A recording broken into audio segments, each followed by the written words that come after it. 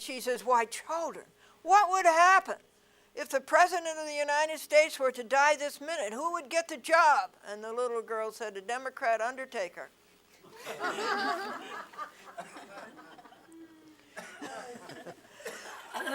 Let's go down here and talk to this young man. This young man is a candidate for a master's degree at RPI, are you not? I am indeed. Yes, you are. Yeah. And what do you hope to do with it? Well, I hope to teach if I can get a job. Oh, you like teaching, yeah. On the university level? I think so. Yes, yeah. You want to pass on what you know, that's nice. What do you like what best? I don't know, maybe. What do you like best about it? I think it's part of teaching is continuing to learn.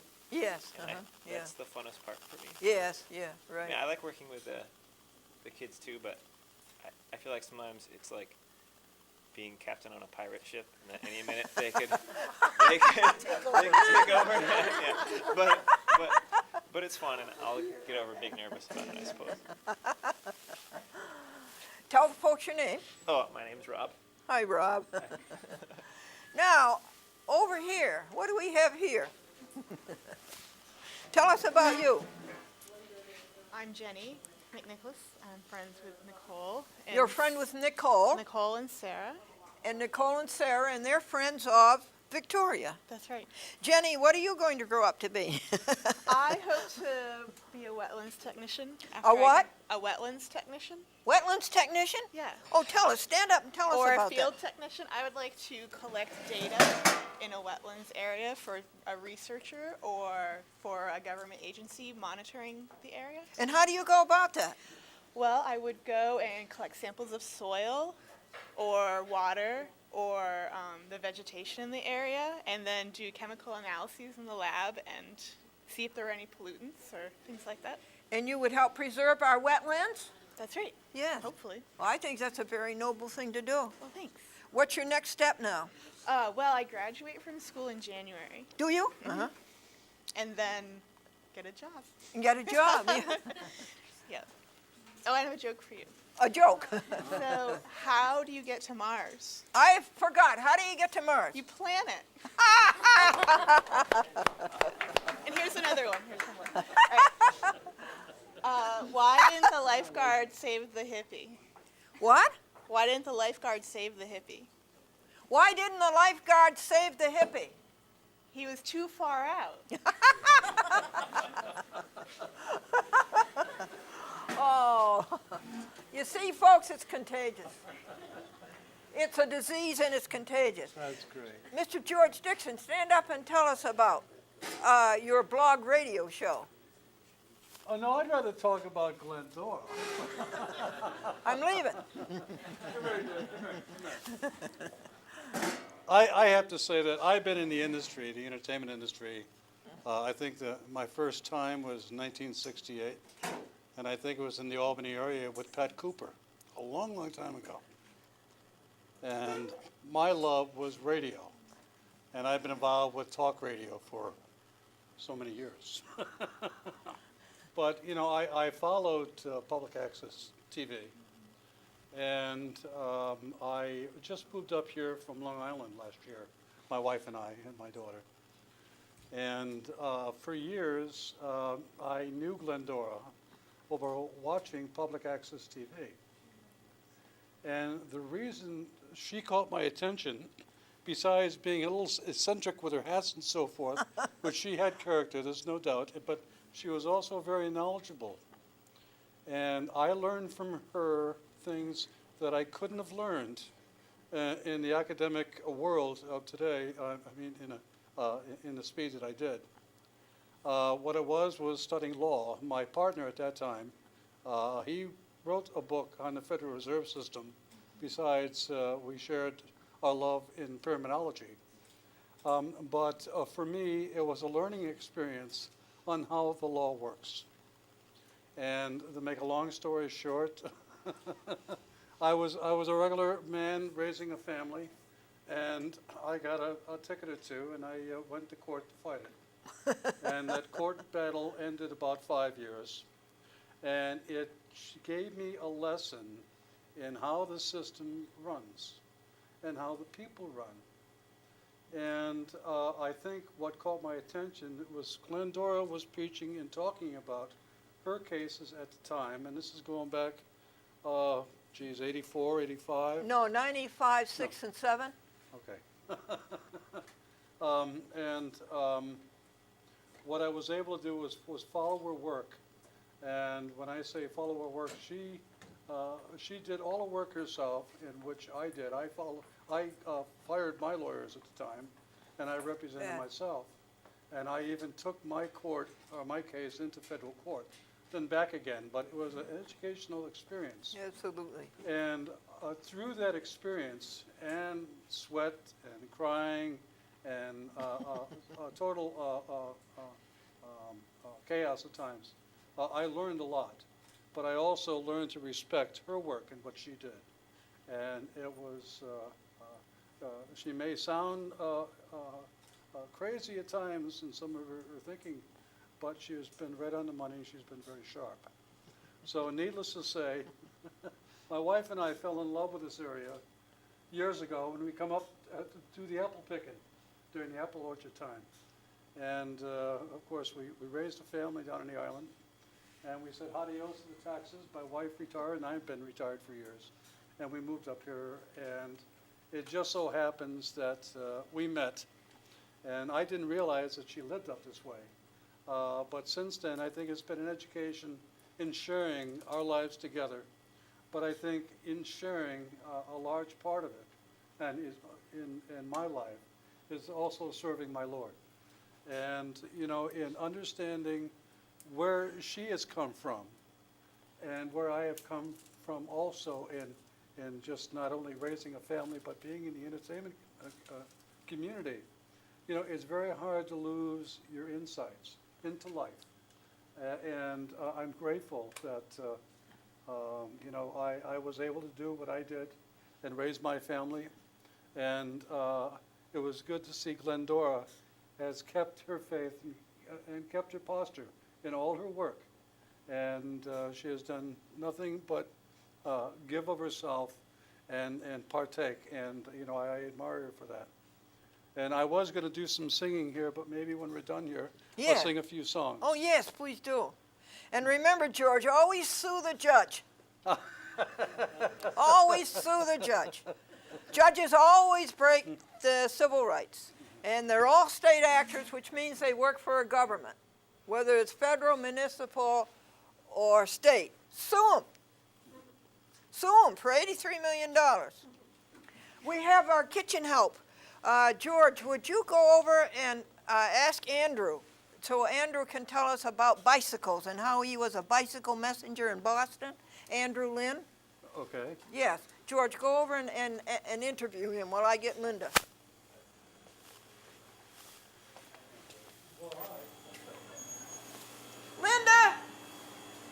Linda and Jackie. Linda and Jackie. Jackie left up here. Jackie I was left? laughing because I was on the other side of the room. Oh, I don't know what. No, she didn't leave. She's probably in the bathroom. I'll go find Oh, her. okay. Come on up. Andrew, you were a bicycle messenger in Manhattan. That's correct. Both Andrew, Boston before Manhattan. which was worse? Which was? Traffic-wise or Yeah, money-wise? traffic-wise. Or other? Traffic-wise. They're about. I would say Manhattan was. A little, Did you ever go down Warren Street when you were in Boston? I'm sure I did. The south end, Warren Avenue. Yep. I'm sure I did. Off of Dartmouth. You did really, Andrew. Yeah, for sure. Boston. It occurred to me whenever I grew up in the country, not unlike around here. So whenever I moved to Boston and was working there, I thought it was really big city, and it didn't quite occur to me until I moved to Manhattan and went back to Boston, how small of a city it was in comparison. And here you came from and you were riding around on Boston in your bicycle, and you survived? Somehow. And then Manhattan, you went to work for the Manhattan Neighborhood Network, which is public access for the borough of Manhattan. Tell us. I was the youth media education coordinator. Oh boy, yeah. That's where I met Victoria. Victoria who? Victoria Carezzi. Who's making this, who's helping you make a documentary. And when did you leave Manhattan, and why did you leave Manhattan? I left Manhattan because in 2007, mainly because I was finding myself working more than I wanted to work and Yeah. paying more rent than I had Yes, to work yeah, and not having a lot yeah. of money left over. Two good reasons. Or time. Now, would you like to meet a former teacher of mathematics in the junior high level from Lindenhurst, Back there. Lindenhurst, Long Island? Come, stand up and tell us how many years you taught. 35. 35 years. Isn't that wonderful? Do you ever hear from any of your former students? I haven't since we moved up here. Yeah, but you did before? I did run into them. Yeah, you did before. What were your greatest experiences about teaching? Oh my goodness. Why did you greatest like it so? experience? What was its meaning to you? Gee, that's a thought-provoking question. Yeah, it Glendora. is. It is. Oh, you know, you love the youth and you loved helping Yeah, them. that's it. I love the youth. Yeah, that's right. You know, a newspaper reporter asked two teachers.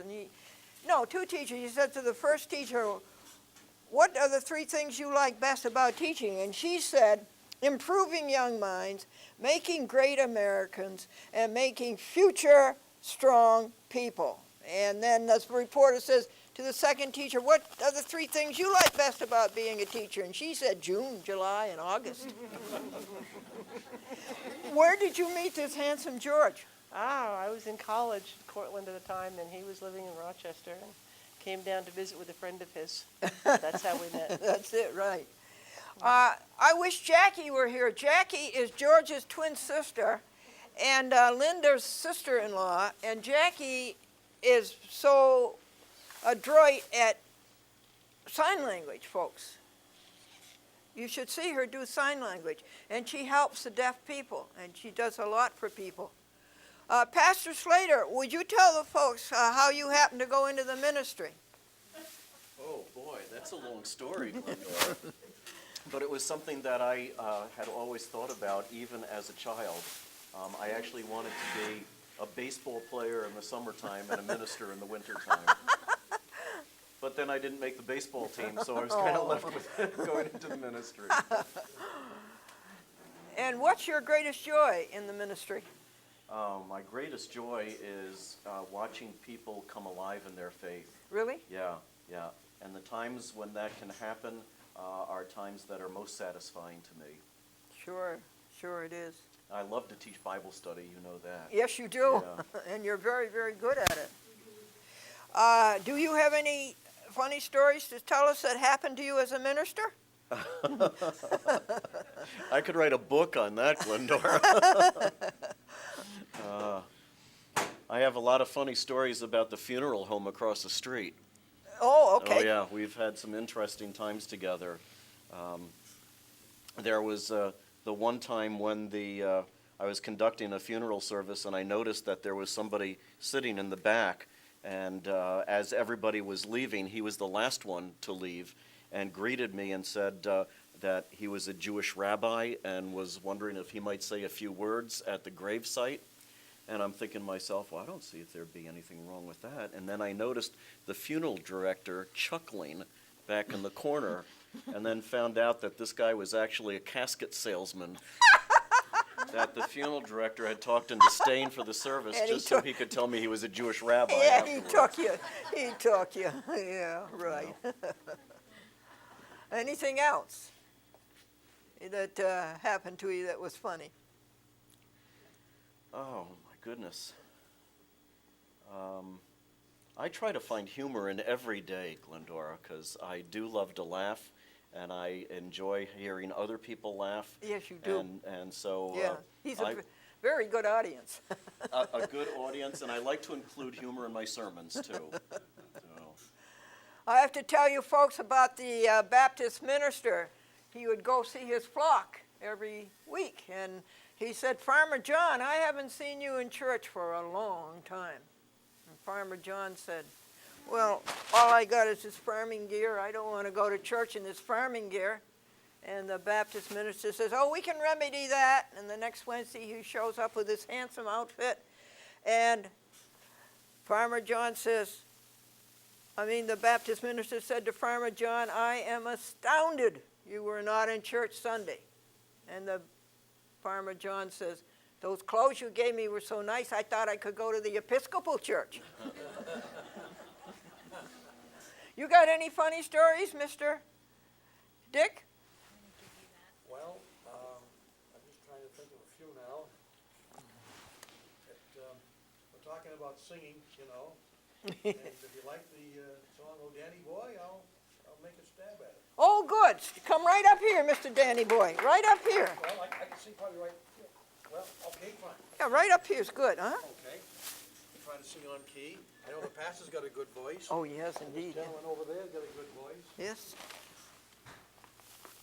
Oh, Danny boy, the pipes are calling, from glen to glen and down the mountainside. The summer's gone and all the roads are calling. It's you, must go and I must buy. But come ye back when summer's in the meadow, or when the valley's hushed and white with snow. It's here I'll be in sunshine or in shadow. Oh, Danny boy, oh, Danny boy, I love you so. Dedicated to Glendora. Oh, that's so nice. Isn't that nice? And this gentleman over here, tell us all about yourself. Right from the beginning. Hello, my name is Joe. Hi, Joe. I didn't know much about you until fairly recently, and now I wish I had been watching your shows for a long time, and I will go try to find some of the older ones and watch them. And where are you from, and how'd you happen to hear about our funeral? I'm from East Greenbush, just around the corner from here, And how'd you happen to hear about and it? I heard about it through the Tiena listserv. What's that? A listserv, an email list that comes out for the Really? local population. Do you know about that, Pastor? No, tell us about it. I don't know much about it. I receive it, and I think it was Victoria who actually probably put it out there for us. Oh, Victoria? Yeah. Yes. Thank you for coming. Yes, thank you came, very much. You came all down by yourself? I did, yes. He has such a nice face, doesn't he? Yeah, I love his face. Anybody else who wants to contribute? Anybody have anything to contribute? Anybody else have anything to contribute? We need to cut the cake. Oh, that's right. Victoria. Please tell us about Victoria. Oh, she's busy. Is there anybody else who can tell us? Andrew, can you tell us about this cake? Well, knowing that you have a vegan diet, and that you were pretty particular about the food that was going to be served here, Vicki decided to surprise you by getting a vegan cake. Isn't that created wonderful? By a bakery in downtown Troy called X's to O's. Did you hear that, folks? They have a vegan bakery in downtown Troy. So there's no animal products used in the making of this apple cake. Oh. That's about all I know about it. That's it. That's good enough. Thank you, Andrew. Oh, the cake is here? The cake is here, ready Okay. Okay, George, you want to take care of this camera for me? I will cut the cake. Sure. Linda, come and show me how to do this, please. Let's see. Look at it, folks, before it's cut. Come and look. Everybody Apple gathered crisp on the around. top. Everybody gather around. Come over, Joe.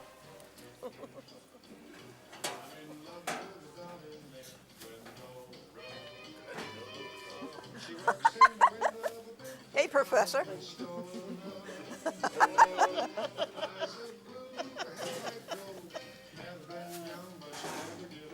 Now show me how to cut it, honey. Okay, I would just cut it